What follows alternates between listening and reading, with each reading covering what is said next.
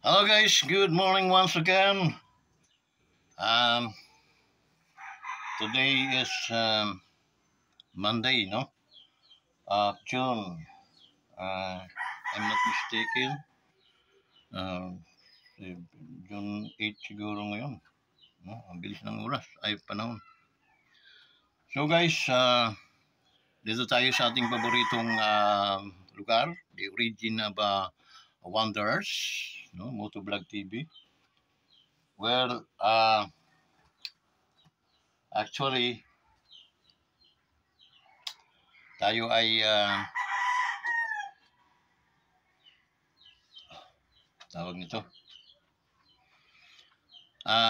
bumabati sa mga may mga birthday ngayon, no? Happy birthday to all of you, no? More life, more blessings pa to come. Okay, sa mga birthday celebrants today, happy birthday from Wonders Motovlog TV. Okay, continue to trust us, to magtiwala po kayo sa atin, at ako po ay palaging magpapasalamat naman po sa inyong dakilang pagiging taga-subaybay ng Wonders Motovlog TV. Shoutout sa inyong lahat guys, okay? Sa mga kaibigan natin, no? So ito, intuhan muna natin, panibagong araw, panibagong vlog na naman ang gagawin natin sa mga oras na to dito sa ating paboritong planeta ng mga ka-wonders. Actually guys, ang ating mga AFP, no? Men and women in uniform, shout out sa inyong lahat guys, ingat kayo palagi, mga kapulisan natin, men and women, mga kapulisan natin, okay? From higher rank to lower rank, shout out sa inyong lahat guys, okay? Mga sirs, no? Ito yung inyong kaibigan, si Kawanders, Vince Bilarde. So, palaging nagpapasalamat po sa inyong patuloy na pagsusubaybay sa ating YouTube channel. Please, sa mga hindi pa nag-subscribe, paki-subscribe po, no? Para at least in return, mayroon tayong pakinabang sa ating mga mamamayang nangangailangan din ng ating tulong. Tutulungan natin sila sa magitan ng financial aspito once na tayo ay kumikita na dito sa ating YouTube channel. Okay? So, magandang araw muli, umaga. Okay? Sa ating mga kamag-anak naman, so huwag po kayong magsawa sa kalalikes. I-likes po ninyo almost mga kulang-kulang 1,000 videos na ata itong ating nagagawa. Okay? So likes po, no?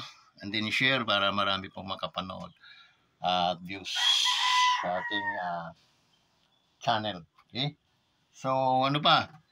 Sa mga mag-aaral, magbabalik na naman ang pag-aaral. So yun lang kasi ang case, no? To success is yung edukasyon. Without education, wala, mahihirapan po ang inyong pamilya, ang inyong sarili, at the same time ang ating bansa, because magiging burden po tayo pagdating ng araw. Libre lang ang gagawin natin, so mahirap. Okay? Punong-puno na ang ating bansa sa mga ganyan. So mag-aaral na mag-aaral. I encourage you na mag-aaral kayo. And afterwards, no, pagkatapos nyo mag-graduate, makakapagtrabaho kayo. And then kikita kayo ng malaking pera once na kayo ay tapos. Okay? So ganun lang kadali. Simple arithmetic, no? So yun. Habang mayroong pagpaaral, mag-aral po talaga kayo. Yun po ang payo ni Wonders, lalo na ang mga anak ng ating mga OFWs. Alalahanin niyo mga sons, mga daughters, no? Mga anak na ang inyong mga magulang ay nagpapakahirap sa abroad para sa inyo. Isipin nyo, repeat after me, para sa inyo. Okay?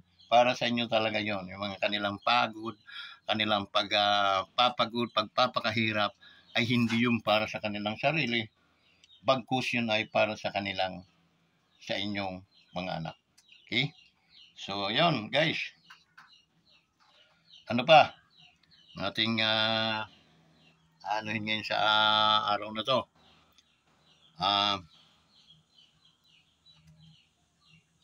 Medyo makulimlim ngayon guys. May posibilidad na umulan or dalawa lang naman ang ating season dito. Rainy days and then sunny days. Kaya supposed to be summer pa ngayon eh. Kasi month of May, June pa lang. Summer pa ito. Nung ako'y bata pa, nararamdaman namin summer na gutak-gutak ng mga lupa. So nakakapunta kami kung saan namin gusto. Namamaril kami ng ibon, kung ano-ano ang mga activities. Okay? Pero inuuna namin ang trabaho sa bahay. Ano pa? Sa aking mga kaibigan nga pala, no? Ng mga kabatch ko ng Rawis Elementary School. Shoutout sa inyong lahat guys. Paki-subscribe po itong ating YouTube channel. Si Edie Boy. Pero ang tawag sa akin ay Ka Vincent Velarde. Okay? Yun naman talagang pangalan ko, Vicente. Okay? So yun guys.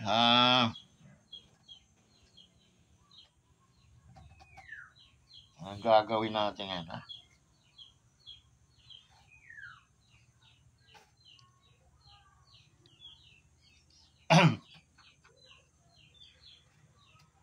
So,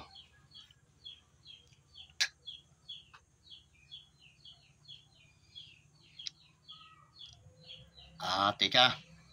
Meron akong pipinturahan lang. Medyo ako'y na malumot na, tsaka parang ang pangit ng dating, no? Itong makapili, mga makabayan ba ito? Makabayan ko, no? Okay? Warning sa inyo na huwag niyong gagamitin, ginagamit nyo palagi ang salitang gusto ng bayan. Tarantado, hindi namin gusto yung inyong mga pinaggagawa na atat kayong maggugol ng panahon para i-impeach ang ating Vice President. Okay? Kayo lang yun. Hindi po yung bayan. Sambayang Pilipinas. Okay? Mahiya-hiya kung kakapal na mga mukha niyo. Kaya nga kayo galit na galit. Alam niyo guys kung bakit mga galit ng mga animal na to sa ating Vice President. Muntik-muntikan na yung mabanish, no? Mawala sila sa Pilipinas. Katiting na lang, ngayon nagbabalik-balik na lang, kumakapal-kapal na naman yung ano nila, no? Presensya. Pero hanggang kaman, pagdating ng ang akala nila, ganun ka, yung, dahil burungog yung presidente, ganun ka burungog yung ating batas. Hindi po, no? Ang ating batas, natural na batas yan na pang masa. Okay? Hindi dahil bungog yung ating presidente, bungog na rin yung mga magiging batas natin. Okay? Hindi po impeachable yung ginawa o inaano nyo kay Sara Duterte. Okay? Dahil ang inahabol nyo kay Sara Duterte sa matter 120 million or something. Okay? And then, natural. Ang unang target kasi noon, kayong mga makakaliwa. Okay? Kaya, guys, ako mananawagan sa taong bayan na sinasabi nila. Okay? 32 million yung bumoto kay Inday Sara as a Vice President. Mas mataas pa yan sa boto ng Presidente. Okay? Ngayon, dahil kayo ay nasusukol na, nagiging para kayong mga Hapon noon na mga piloto na pag magpakamatay na lang, ibangga na lang niyo sa barko ng mga Amerikano. Ano pa kayo okay? Gaano na. Ganyan kayo ngayon. Okay? Kasi last days na ninyo. Afterward, no, pagkatapos nito 2000 election na naman ng presidential, yari na kayo. Wala namang ibang susunod na presidente kundi si Inday. ganon na lang ang inyong mga pinaggagawa para mapatalsik ninyo si Inday. Ang labo, guys. Napakalabo. Okay? Dahil gatuldok lang kayo na puro pa mga barikat, mga balikat ang mga utak. Ikukumpara nyo sa amin ng mga matitinong tao. Ayaw namin ng mga makakaliwa. Ayaw namin ng mga NPE. Dahil matagal na yan. Okay? Wala na kayong pinaglalaban, kundi puro na lang katarantaduhan. Okay? Yung mga nagpapanggap na dapat yan talaga na nasa gobyerno pero kontra sa gobyerno. Kasi tinatarantado nila ang gobyerno, no? Doon sila kumukuha ng pangkain, pambili ng panty, damit, okay, sabon, shampoo, doon sila kumukuha pero kinakalaban na ng gobyerno. Okay? Yung guys ang dapat gumawa ng batas, no? Ang mga senador na lipulin, no? I-firing squad, isa-isa ang mga yan para maubos. Malapit na maubos yun. Ngayon lang dahil bangag ang yung presidente, ayun, naging makapal ulit, no? Naging kajamingan pa ni walang yan Marcos talaga. Ikaw ang sumira talaga sa inyong papel. Akala mo yung mga ano ka pa? Single Marcos o Romualdez, wala na talagang maniniwala sa inyo. Okay? Pag nawala kayo sa sa panunungkulan, bibirahin kayo ng mga taong bayan. Kaya nga, dahil sa kabungugan ng mga ginagawa ninyo. Okay? Pansinin nyo, mayroon bang kamag-anak si Marcos na nanggugulo? Wala. Kamag-anak ng nanay niya. Sa side ng nanay niya, mga Romualdez. Okay? Since birth. Hanggang ngayon, no? Mahiya-hiya naman kayo, uy. No? Wala kayong magandang inamaambag na kabutihan sa bansa ng Pilipinas. No? So, yun. Kaya, ganun. No? Tingnan nyo mabuti. Siyasatin nyo mabuti yung mga kumukontra at gustong ipa-impeach yung Vice President. Lahat yan, puro mga kampo ni kaliwa. No?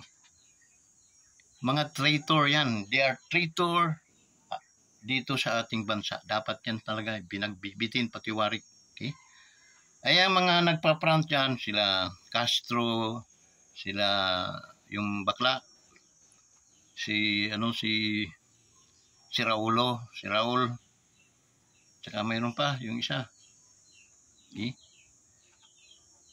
Yung apat ata yan silang diyang mayroon pang taga Makabayan na nagsasalita na pag tinignan nyo yan, okay, puro mga NPA mga yan na galit na galit kay Inday Duterte, okay, sa Vice President ng Pilipinas. Papa-impeach nila. Hindi mo naman mga bubo itong mga to dahil sanay sila sa kanilang gobyernong ang naghahatol ay mga bubo din. Yun, talagang pag hinatulang ka kahit maling mga hatol, yari ka. Okay? So yun. Yun sila, yung mga salot sa lipunan talaga, no, ng Pilipinas. Kung mawala ang mga yan, ang liwanag ng Pilipinas, walang makakaliwa, smooth yung dating ng ating ekonomiya. Bakit? Marami mag-i-invest kasi walang matatanggal ng takot nila. Okay? Dahil dito, ngayon, dumadami na naman itong mga utot na mga yung mga kampo ni Castro, no? Yan si Castro, tinan mo, nagkukumahog na magpa-impeach, okay, sa ating Vice President. Samantala yan siya ay may kaso. Okay? Umapila lang dapat yan Gobyerno ng Pilipinas sa totoo lang. Ikaw Marcos, presidente nga, pisot ka naman na ha. Ay, nako. Pinisot-pisot yung style mo. Okay? Nawala yung pagiging proud ng Pilipino because of this damn president. Okay? Kakahiya. Mag-resign ka na, Makoy, para hindi na lalong lumubog sa kahiya ng ating bansa. Sobra na yung kahiya na inaano namin. Marami kami.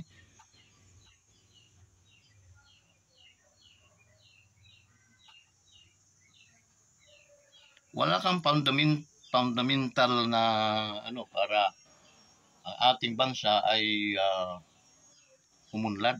Wala eh. Ang mga pinagsasalita mo malayo sa katotohanan sa mga aktual na ginagawa. Okay? Ayaw mo ng impeach pero anak mo ang unang pumirma para sa impeachment kay Inday Sara. Hindi ka ba naman gago? Okay?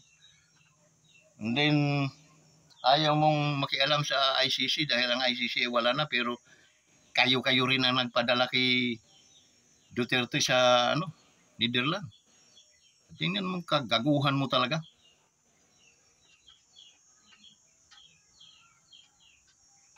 Ano pa ang mga atraso mo? Mga salita mong mayroong 5,500 na drainage system na para makapigil sa baha. Wala din. Maharlika Pans. Kung Marcos, kung kahit magbigti ka Marcos, kulang. Totoo lang. Isama mo pa yung mga makabayan na yan. Walang talagang mind mo, ang utak mo talagang durog na siguro sa nanigas na, parang yung sa battery. Nanigas. Mga puti-puti. Yan yung utak mo. Okay? Dapat yan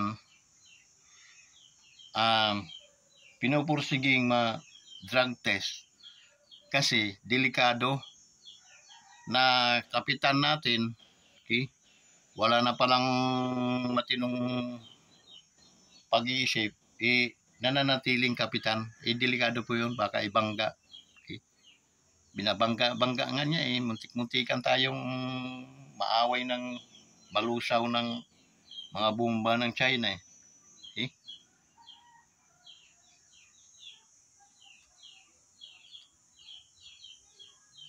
Yun ang nakaka-buisit sa iyo Marcos, no? Dahil sa history ng iyong magulang, linalabanan din niya itong mga makakaliwa. Itinuloy lang ni Pangulong Duterte, almost gatuldok na lang. Kaya ang mga yan, walang ibang ginawa kundi yung batikusin ang mga Duterte, okay? Gawan ng gawan, batu-batuhin ng mga kung ano-ano. Okay? Yan. Yun ang dyan. Ito naman si Trillanes, nakikisakay lang yun, ang akala niya, lulusot at malakas ang hindi naman uubra yun. Okay? So, Trillanes, huwag tayong magpangita na tayo lang dalawa, no? Tarakan ko ng dising kong pako yung ulo mo. Yung mapupunta tayo sa isang paraiso. Tayong dalawa. Tarakan ko ng ulo mo ng pako. Para at least. Pakibunot. Ka-wonders. Hindi, yan lang yan. Dadalawain na natin para may sungay ka na. Okay? Wala na rin sa isa yung buhay mo, Trillanes, no? Sa dami ng mga ginawa mong kabalbalan sa pamilya ng mga Duterte. Until now,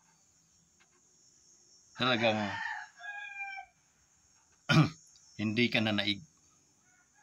Okay? Di ko nga alam saan ka kumukuha ng kawalang hiyaan eh. ng lakas ng kawalang hiyaan. Totoo lang. Kasi kung may anak ka, baka yung anak na ang pumalo sa ulo mo. Tay, parang katarantaduhan na itong ginagawa mo. Pah! Kaso wala ka atang anak eh, no?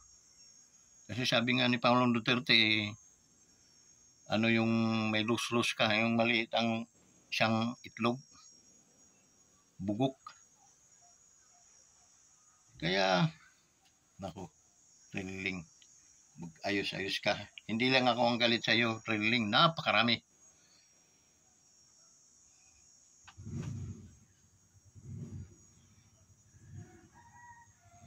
Dahil sobra na rin naman yung kawalang hiyaan mo. Okay? Kasi kung ikaw na lang, kung kukumpara ka, magkikipagkumpara ka kina Pangulong Duterte, ang layo ng agwat mo. Okay? Baluga ka, yung mga Duterte ay matino. Kaya, maayos-ayos ka. Dahil tayo ay temporary lang dito sa ibabaw ng mundo. Hindi tayo taga rito.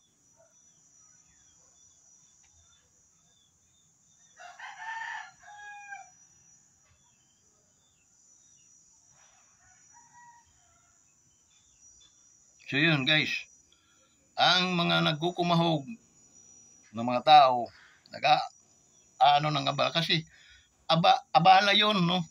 You are wasting the money of the people, okay?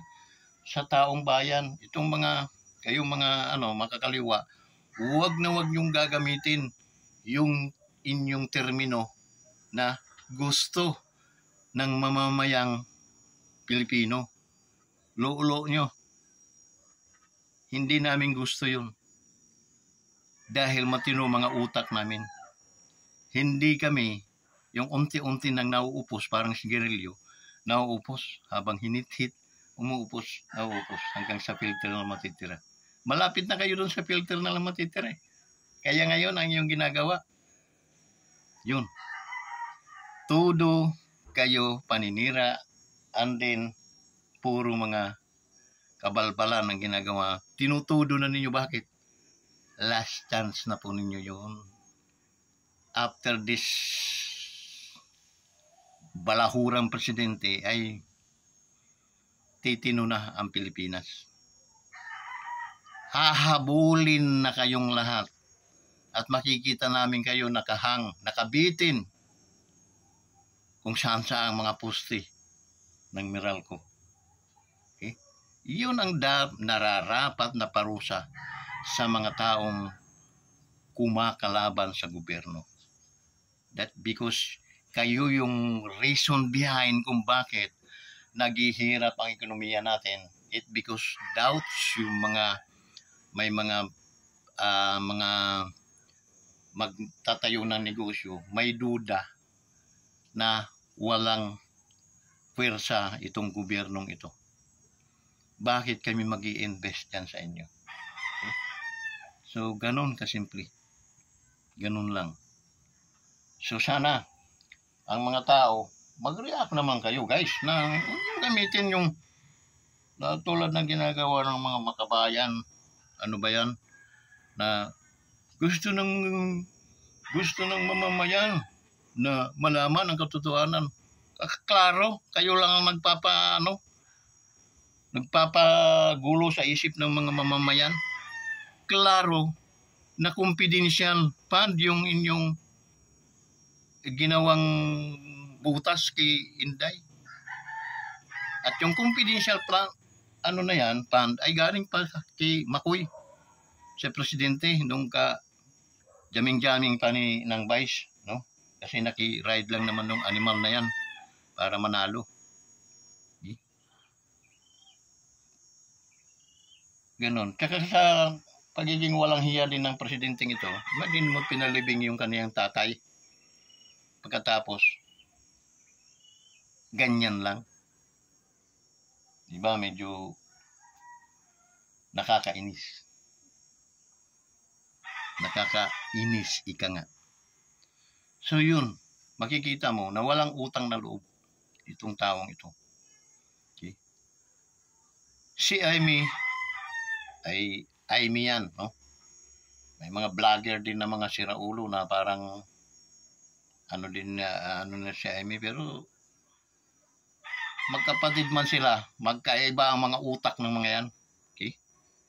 So, huwag kayong gumawa ng ano na magiging complicated, no, sa mga tao, magiging nagdududa mga tao, because sa mga vlogger na mga bungog, magpaka-DDS pa naman kayo, no.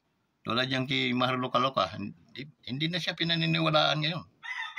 Kasi sa mga kanyang mga pinagsasabi, parang si Marcos din to, wala namang napatunayan doon sa kanyang mga pinagsasabi. Okay? So, yun. Okay? Sinira lang niya ang reputasyon nitong sira naman talaga. Okay? Alam namang sira, sisirain pa. So, yun. So, sana tumahimik na kayo and then busalanan yung mga bibig nyo kasi yung mga bibig nyo walang saysay. Okay?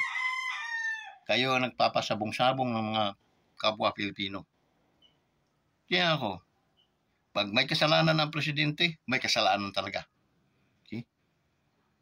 Hindi ako magdadalawang isip sa pag-ano sa kanya na mayroon siyang mga pagkakamali.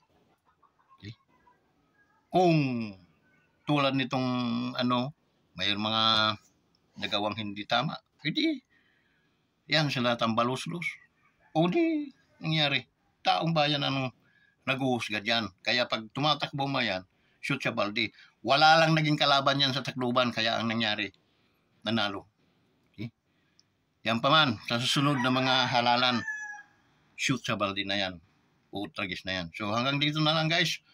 At sana, kasi uwi pa ako doon, no? At ako yung So maghahanap buhay. So hanggang dito na lang at ingat kayong lahat. Maraming salamat sa inyong pagtitiwala sa ating YouTube channel. At please subscribe to Wonders Motovlog TV. Help us guys, like and share. Thank you so much. Bye-bye.